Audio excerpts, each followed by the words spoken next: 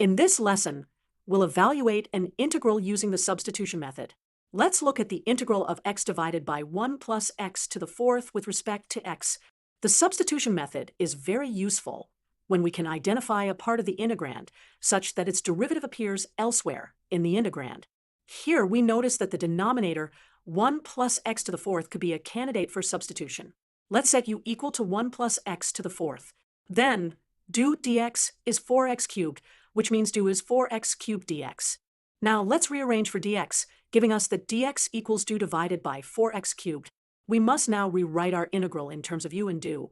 We need to express x in terms of u. So, from the substitution u, we get x to the fourth equals u minus 1.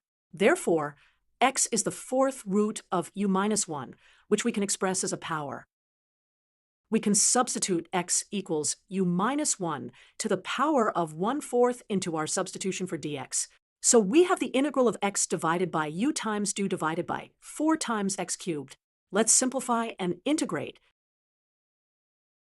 Given the complexity of the substitution, an alternative approach is integrating by recognition.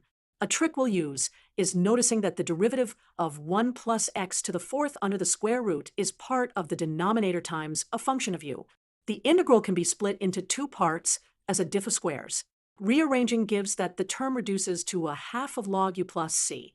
Using limits, if our original variable was integrated from some bounds a to b, we substitute back into x terms. This results in 1/2 times the natural log of 1 plus x to the power of 4 plus c. In summary, we use substitution and recognition, employing the logarithmic approach to solve the initial problem.